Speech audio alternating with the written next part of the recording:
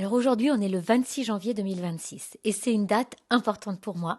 J'ai longtemps hésité avant d'enregistrer cette vidéo, pas parce que je savais pas quoi dire, mais parce que je savais pas par où commencer. Alors j'ai décidé de commencer simplement. Cette vidéo va s'appeler 2026, le reset de ma vie. Alors pas parce que j'ai tout réglé, pas parce que j'ai trouvé une solution miracle, mais parce que quelque chose a changé profondément, silencieusement.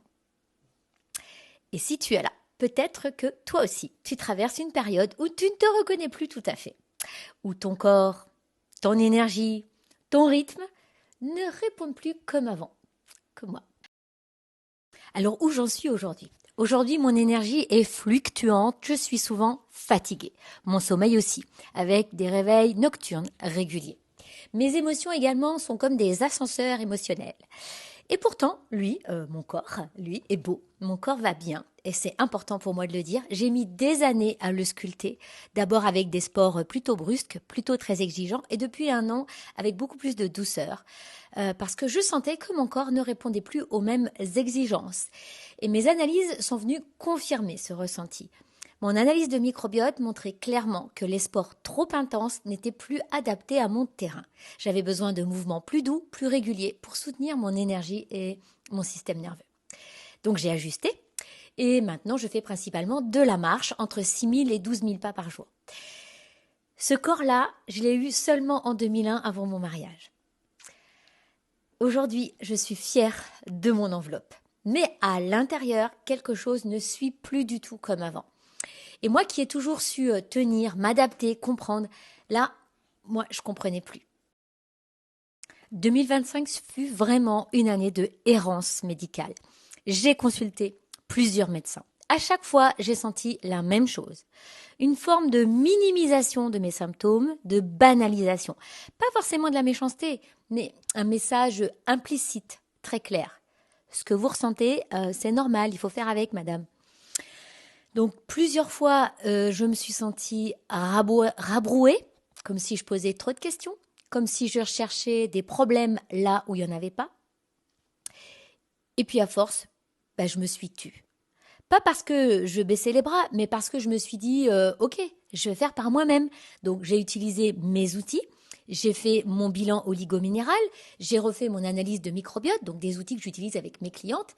Et objectivement, mes bilans s'amélioraient. Mon terrain biologique allait mieux et pourtant, il y avait une incohérence. Mes analyses allaient mieux, mais mes efforts étaient là. Mais malheureusement, mon énergie restait instable. Cette incohérence, je la comprenais pas.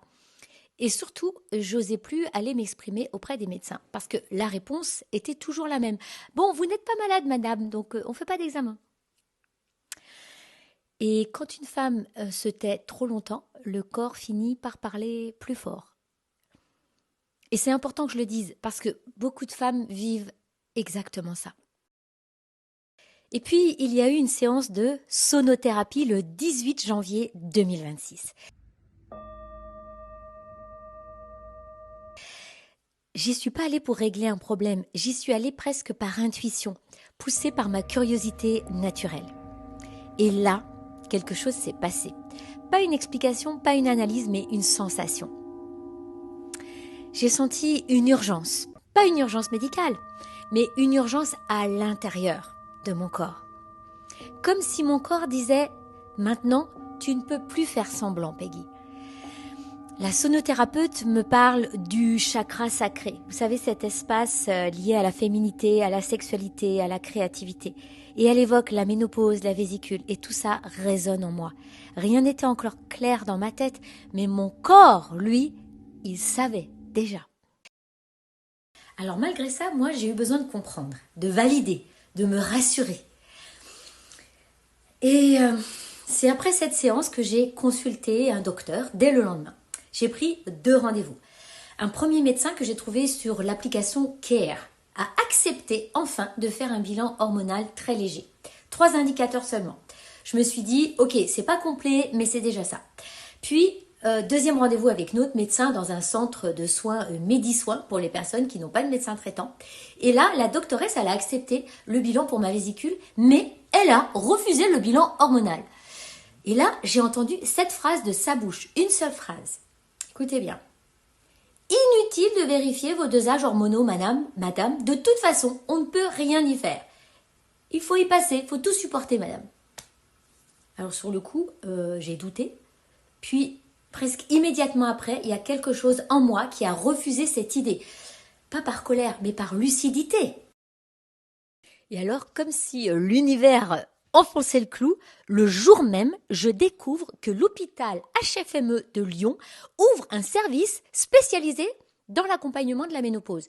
Donc, non, ce n'est pas vrai qu'il n'y a rien à faire. La preuve, on commence à accompagner les femmes qui vivent cette période. Alors avant, j'étais dans le chat remue dans tous les sens. Beaucoup de mouvements, beaucoup de tensions, beaucoup d'actions dans l'urgence pour tenir, pour bien faire pour les autres. Bref, j'étais surtout dans ma tête. Aujourd'hui, je sens que le chat mue. Le mouvement est toujours là, mais je suis plus posée, plus alignée, tête, cœur, corps. Ce mouvement me respecte mes aspirations. J'avance encore désormais, mais autrement. Alors ce que ça change pour moi, je ne cherche plus à supporter ou subir. Je cherche désormais à traverser en conscience, à m'écouter, à ajuster, à me choisir. Ma ménopause n'est pas une fin. Pour moi, c'est une reconfiguration.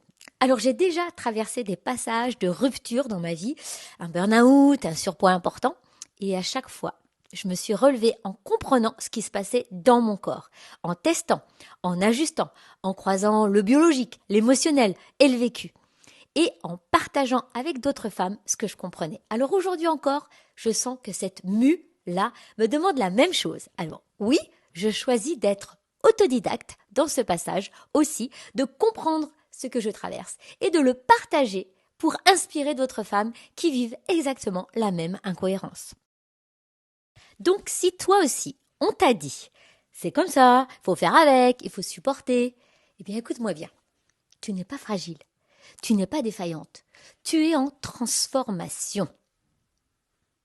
La mue, ce n'est pas un combat contre le corps, c'est une alliance. Donc merci d'avoir été là. Ce que je traverse, je l'ai appelé la mue. Et si tu veux traverser ce passage avec moi, eh bien je te retrouverai dans la prochaine vidéo.